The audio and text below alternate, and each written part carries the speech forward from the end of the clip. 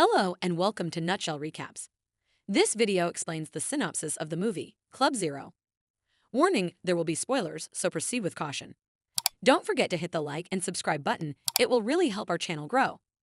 The movie begins in a posh private school where we are introduced to Miss Novak, the nutrition instructor. It is discovered that she was just employed by the school to encourage children to eat healthily. There are a few people in her club right now, and she asks them why they joined. Helen, a young woman, declares her desire to lessen global warming and preserve the environment. Ragna, a different girl, says she wants to lose weight and be in shape for sports. Then there's Fred, who has diabetes and wants to maintain his health, and Elsa, who wants to learn discipline. At last, a student by the name of Ben claims he is only there to get points towards his scholarship. Thanking them for joining the group, Miss Novak gives a quick rundown on conscious eating. The goal is to eat less food without being hungry. She talks about the advantages of eating less and clarifies that the human body actually needs less food than is generally thought. Subsequently, Miss Novak instructs them in a breathing technique that will enable them to recognize ingredients and practice mindful eating. As soon as the pupils complete this exercise, their hunger and attitude change. Following their meeting, Miss Novak greets the principal, who extends a kind welcome to her at the school. She then gives Miss Novak the assignment of enhancing kids' eating practices. The latter expresses gratitude for the trust and gives the principal confidence that the kids are in good hands with her. Ragna is eating with her parents at her house when the scene changes. Her mother gives her weight control and overindulgence in food advice. Ragna is upset to hear this, but her father quickly clarifies that her mother didn't intend it in a bad way. After that, he inquires about her knowledge of mindful eating, and Ragna shows her parents how to do the breathing exercise. Elsa is seen eating lunch with her parents after that. Her father chastises her for acting like her mother and not eating.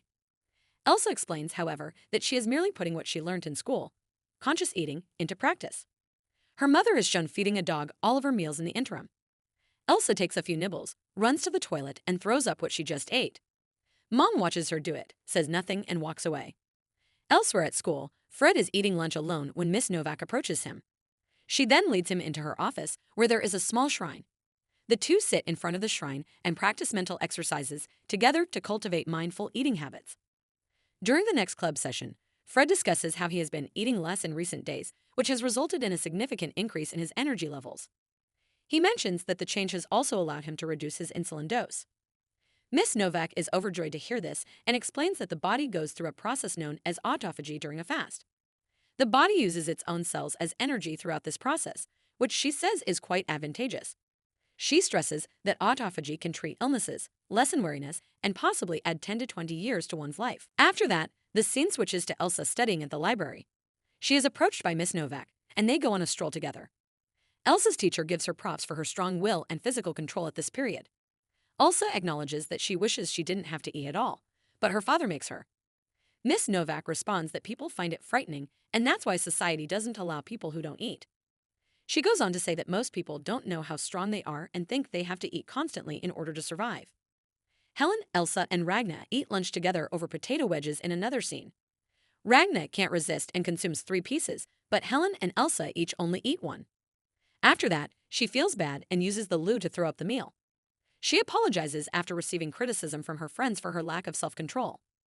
Ragna later visits Miss Novak and apologizes for overindulging in food. The instructor gives her herbal tea to help curb her appetite and reassures her that it's okay to stumble occasionally. Fred is having a conversation with his foreign-born parents in the scenario that follows.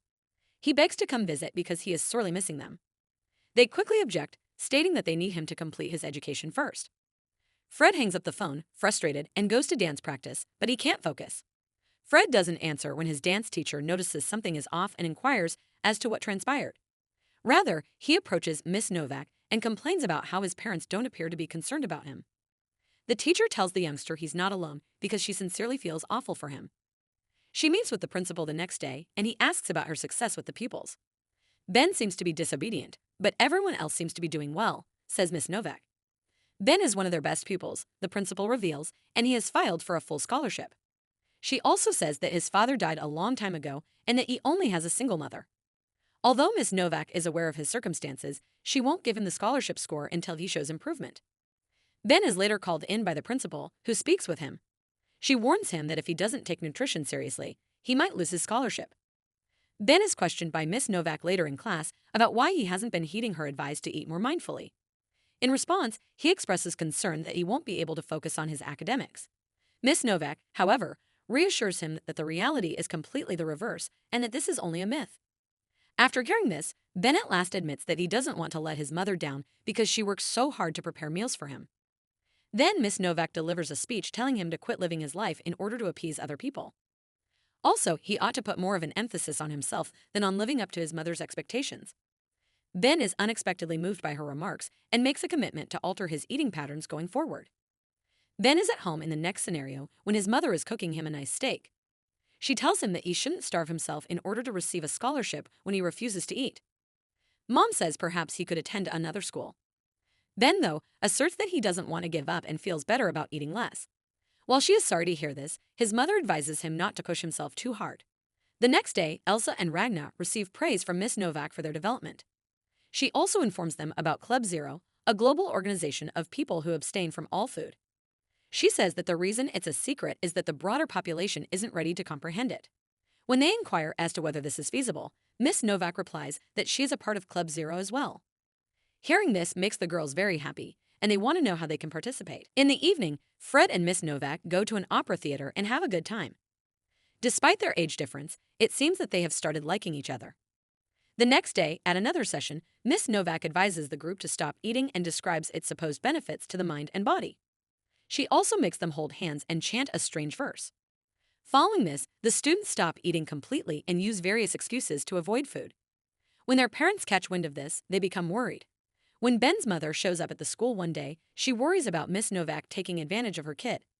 The principal contends that the kids aren't starving themselves, rather, they are just engaging in mindful eating. She asserts that Miss Novak is a responsible educator who would never intentionally hurt her pupils. Following their chat, the principal stops by the cafeteria to see how the children are doing. Ben and his pals play with the food as if they're eating while feigning happiness in her presence. The principal, who is relieved, walks out without realizing that the pupils later discard their food in the trash. Fred is unconscious when Ben goes to wake him up one morning. Fred is brought to the hospital as soon as he calls the police. His diabetes has gotten worse because, as it turns out, he stopped taking his insulin. In addition, his father shows up and meets with the principal to talk about his son's welfare. According to the principal, she was unaware that Fred was missing his insulin shots. Though he knows it's not her fault, the father urges her to keep an eye on Fred, who has become incredibly frail and skinny. The dance instructor informs the principal that he spotted Miss Novak out on a date with Fred in the scene that follows. He claims there will be a major controversy if Fred's parents find out. Afterwards, during a staff meeting at the school, everyone agrees that it is improper for a teacher to meet with a student in private after hours. They also discuss how, since Miss Novak arrived, the kids seem to have developed eating disorders. Then, in order to prevent things from getting worse, they decide as a group to get her expelled from school. After that, Miss Novak meets with the principal, who fires her for her interactions with the student. The latter just walks out in a fit of rage, making no attempt to defend herself. After that, she goes to her shrine and addresses it as if it were an omnipotent mother. Miss Novak claims that this is how the all-powerful mother has abandoned her. She says she's so close to her goal that she doesn't want to give up. When they next meet, Miss Novak asks Fred if he still has faith in her. She gives him a quick kiss after he says yes. The action then moves to Elsa's house, where she is acting as though she is skipping meals. It also shows her mother giving the dog food covertly. When her father realizes this, he becomes enraged and makes Elsa eat a slice of sausage. She goes along with it grudgingly but quickly dashes to the toilet to throw up. Conversely, we witness Ben and Ragna in their houses, none of them eating. When Elsa's parents bring her lunch the following morning, she starts off by lecturing against overconsumption. She asserts that she can live entirely off of her willpower and that the human body does not need food. She eventually eats some food after her parents keep pressing her to do so. To her parents' dismay, she suddenly throws up everything and eats it all again. The parents of these missiled kids later get together to talk about the state of affairs. Since Miss Novak is the only person who can convince the students to change their opinions, they think about giving her a call. Ben's mother is against this since she is aware of the woman's manipulating nature. The others sympathize with her worries, yet they too fear that their kids may perish if they don't start feeding right away. The parents eventually send their kids off at Miss Novak's house. Helen is in Switzerland on vacation, so the only people here are Fred, Ben, Ragna, and Elsa. Despite their pallid and feeble appearance, they all start talking endlessly about how strong and wonderful they feel. They are now prepared to enter Club Zero, where they will dwell forever, Miss Novak says, praising their deeds. She claims that they are free and won't be influenced by their parents or the society. Fred goes to Ben's house in the evening to spend Christmas with his family. The two boys enjoy the delectable supper that Ben's mother prepares for them without any hesitation. Ragna and Elsa, on the other hand, are also shown merrily consuming food with their parents. When the parents try to wake them up the following morning, they are not there. In a letter, the teenagers said that they had moved on to a better place. They further request that their parents not search for them because it will be in vain. Miss Novak is shown escorting the four to an open field in another scene. After then, they gather in a circle and clasp hands to carry out a ritual of some sort. The parents gather for a crucial meeting at the school in the last scene. Helen joins the group after arriving as well from her vacation. Her parents are concerned and want to know what transpired in those nutrition sessions. They want to know if their kids are still alive and where Miss Novak took them. However, a brainwashed Helen stands by her teacher and tells the parents that it would be them who die. She turns to face the camera at the end of the film and says, they can be saved, but they need to have faith.